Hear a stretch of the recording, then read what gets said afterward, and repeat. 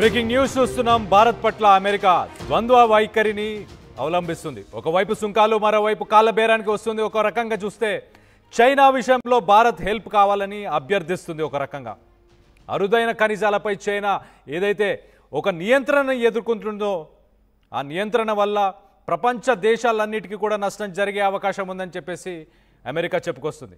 ఇటు భారత్ అలాగే ఐరోపా ఈ రెండు దేశాలు ఖచ్చితంగా మద్దతు మాకు ఇవ్వాలి. అమెరికా మంత్రి స్కాట్ బెసెంట్ ఇలాంటి ఒక స్టేట్మెంట్ చేశారు.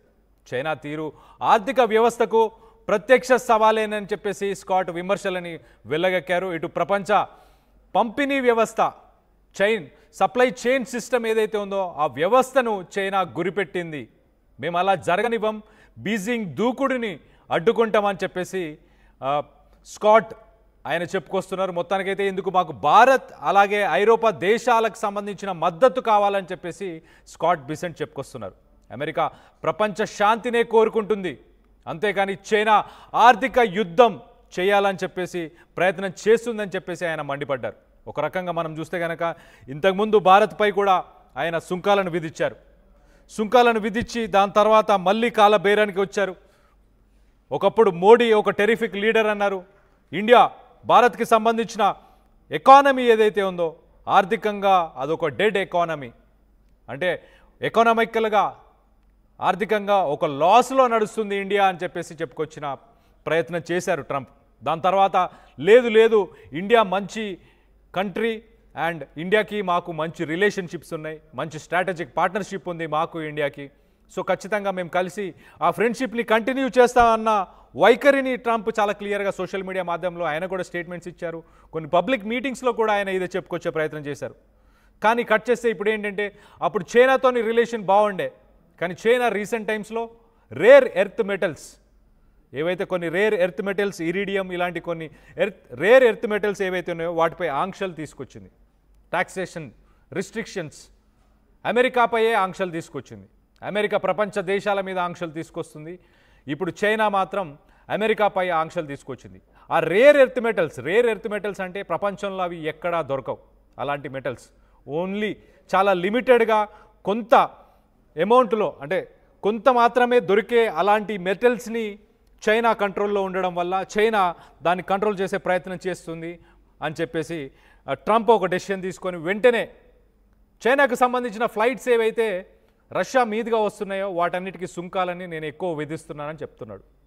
అంటే రివెంజ్ పాలిటిక్స్ లాగా ఇటు చైనా రేర్ ఎర్త్ మెటల్స్ మీద ట్యాక్స్ వేసిన వెంటనే, దాని మీద రిస్ట్రిక్షన్స్ తీసుకొచ్చిన వెంటనే చైనాకు సంబంధించిన ఎయిర్లైన్స్ అన్నిటిపై ఒక్కసారిగా ట్యాక్సేషన్ వేయడం స్టార్ట్ చేశాడు. మీరందరూ రష్యా భూభాగం పైనుంచి వస్తున్నారు, మాకు రష్యాకు పడదు, అలాంటి దేశం పైనుంచి మీరెలా వస్తారు, అండ్ దానివల్ల మా ఫ్లైట్స్ మా కంపెనీలు ఏవైతే ఫ్లైట్స్ నడుపుతున్నాయో అవన్నీ కూడా రష్యా మీదకి వెళ్ళి వెళ్ళట్లేదు, దానికి పర్మిషన్ లేదు, కాబట్టి మాకు ఎక్కువ ఫ్యూయల్ ఖర్చు అవుతుంది, ఎక్కువ డబ్బు ఖర్చు అవుతుంది, కానీ మీరు మాత్రం రష్యా మీదుగా వచ్చి ఎక్కువ లాభాలను గడిస్తున్నారు, సో ఖచ్చితంగా మీరు సుంకాలు కట్టాలి అని చెప్పేసి చైనాకు సంబంధించిన ఎయిర్లైన్స్ మీద సుంకాలు విధించే ప్రయత్నం చేశాడు ట్రంప్. సో ఇప్పుడు మళ్ళీ కట్ చేస్తే ఏంటంటే ఆ పప్పులేమి ఉడకక చైనా ఎయిర్లైన్స్ ఇవన్నీ పట్టించుకోక పెద్దగా వాళ్ళకి నష్టం లేదని చెప్పేసి వాళ్ళు అర్థం చేసుకున్న తర్వాత అమెరికా ఇప్పుడు కొత్త పద్ధతిలో ముందుకు వచ్చే ప్రయత్నం చేస్తుంది. ఇప్పుడు ఏం చేస్తుంది, ఇప్పుడు ఇటు ఇండియా మా ఫ్రెండ్షిప్ కంటిన్యూ చేయాలి, ఇండియాతో పాటు మాకు యూరోపియన్ కంట్రీస్ అంటే ఐరోపాకు సంబంధించిన దేశాలన్నీ కూడా సహకరించాలి, చైనా ఆర్థికంగా ఏదైతే ఒక గ్లోబల్ సప్లై చైన్ ఉందో దాన్ని పాడు చేసే ప్రయత్నం చేస్తుంది. ప్రపంచ దేశాలు ఏవైతే ఒక గ్లోబల్ ట్రేడ్ని ఏదైతే ముందుకు తీసుకెళ్లే ప్రయత్నం చేస్తున్నాయో, గ్లోబల్ ట్రేడ్ ఏదైతే జరుగుతుంటుందో దానికి ఇబ్బంది కలిగించే ప్రయత్నం చైనా చేస్తుంది, కాబట్టి ఆర్థికంగా అందరినీ దెబ్బతీసే ప్రయత్నం చేస్తుంది అని చెప్పి మొత్తానికైతే ట్రంప్ చెప్పుకొస్తున్నాడు. అంటే తన దాకా వచ్చేసరికి ప్రపంచ దేశాలన్నింటినీ కలుపుకొని గ్లోబల్గా ఉన్న ఈ ట్రేడ్ దెబ్బతింటుంది అని చెప్పేసి అన్ని దేశాలని కలిపి మాట్లాడుతున్నాడు. కానీ రేర్ ఎర్త్ మెటల్స్ మీద రిస్ట్రిక్షన్స్ వచ్చినప్పుడు ఇలాంటి వాదన చేస్తున్నాడు, కానీ మిగతా విషయాలు వచ్చినప్పుడు మాత్రం లేదు, దీనివల్ల అమెరికన్స్ ఇబ్బంది పడుతున్నారు, అమెరికా ఫస్ట్ అని చెప్పేసి ఆ నినాదాన్ని ముందుకు తీసుకొచ్చి మిగతా దేశాల మీద సుంకాలు వేసే ప్రయత్నం చేస్తున్నాడు. తనకి ఇబ్బంది అయినప్పుడు మాత్రం ఒకలాగా, తనకి ఇబ్బంది లేనప్పుడు ఇంకోలాగా ప్రవర్తిస్తున్నారు అమెరికాకు సంబంధించిన విదేశాంగ మంత్రి కావచ్చు, అలాగే ట్రంప్ కావచ్చు. ట్రంప్ ఏం మాట్లాడుతున్నాడో దాన్ని అక్కడ అధికారులు, అక్కడ మంత్రులు వీళ్ళందరూ కూడా అదే ఫాలో చేస్తున్నారు. ప్రస్తుతానికి అలానే ముందుకెళ్తుంది ట్రంప్కి సంబంధించిన గవర్నమెంట్కి సంబంధించి ఫారెన్ మినిస్టర్ కానీ, స్కాట్ బెసెంట్ కానీ వీళ్ళందరూ కూడా అదే ధోరణిలో ముందుకెళ్తున్నట్టు చాలా క్లియర్గా తెలుస్తుంది. ఒక రకంగా మనం చూస్తే అయితే మెడ లేకపోతే కాళ్ళు, అవసరానికి ఏదైనా పట్టుకుంటామంటున్నారు ట్రంప్ కానీ, అలాగే స్కాట్ బెసెంట్ కానీ. అమెరికా ఇప్పుడు కాళ్ళ బేరానికి వస్తుంది. ఇండియా ఖచ్చితంగా హెల్ప్ చేయాలి. ఇండియా, యూరోపియన్ దేశాలు కలిసి మనందరం కలిసి ముందుకెళ్తే చైనాని ఎదుర్కోవచ్చు, చైనాకి ఎదురు దెబ్బ కొట్టే ప్రయత్నం మనం చేయొచ్చు అని చెప్పేసి ఇప్పుడు ఇండియా కాళ్ళ బేరానికైతే మొత్తానికైతే ట్రంప్ వస్తున్నట్టు చాలా క్లియర్గా తెలుస్తుంది. కానీ మనం ఒక్కసారి చూస్తే కనుక గ్లోబల్ ట్రేడ్ని అస్తవ్యస్తం చేసింది, అన్ని దేశాలపై సుంకాలు విధించింది ఎవరు? Trump, America. దానివల్ల ఎవరికి ఇబ్బంది పడ్డారు? ఎక్కువ శాతం ఇబ్బంది పడింది అమెరికాలో ఉన్న ప్రజలే. అక్కడ సామాన్యుల నడ్డి విరిచాడు, అక్కడ ట్యాక్సెస్ పెరిగిపోయినాయి, అక్కడ నిత్యావసరాల ధరలు పెరిగిపోయినాయి, అక్కడ మెడిసిన్స్ ధరలు పెరిగిపోయినాయి. ఏ మెడిసిన్ కొనాలన్నా కొనుక్కోలేని పరిస్థితిలో ఉన్నారు అక్కడ ప్రస్తుతానికి.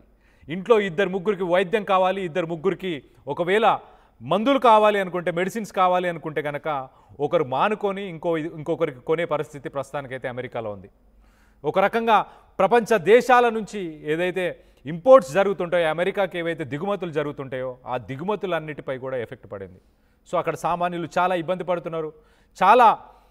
చాలా స్టేట్స్, అమెరికాకు సంబంధించిన కొన్ని రాష్ట్రాలు ఏవైతే ఉన్నాయో ఆ రాష్ట్రాల్లో కూడా పెద్ద ర్యాలీస్ తీసి కూడా ట్రంప్ ప్రభుత్వానికి వ్యతిరేకంగా వాళ్ళు నినాదాలు చేస్తున్నారు. వీటన్నిటి ఎఫెక్ట్, ట్రంప్ చేస్తున్న ఈ పనులన్నిటికీ ఎఫెక్ట్ మనం చూడొచ్చు. పార్షల్గా అక్కడ ఉన్న ప్రభుత్వానికి సంబంధించిన 7కు పైగా ఏజెన్సీలు ఏవైతే ప్రభుత్వ ఏజెన్సీలు ఉన్నాయో అవన్నిటినీ కూడా ప్రస్తుతానికి నిలిపేశారు. పార్షల్గా గవర్నమెంట్నే షట్ డౌన్ చేసిన పరిస్థితి ఉంది. సో అలాంటి ట్రంప్ మళ్ళీ ఏమంటాడు? ఇండియా మంచి మిత్ర దేశం, మాకు ఇండియాతో రిలేషన్ మెయింటైన్ చేయాలని అలాగే ఉంది, కలిసి మాతో పోరాడాలి, చైనాని ఎదుర్కోవాలని చెప్పుకొస్తున్నాడు. కానీ సుంకాలు ఏమైనా తగ్గించాడా? సుంకాలు మాత్రం అలానే పెంచుకుంటూ పోతున్నాడు, ఒకదాని తర్వాత ఒకదానిపై.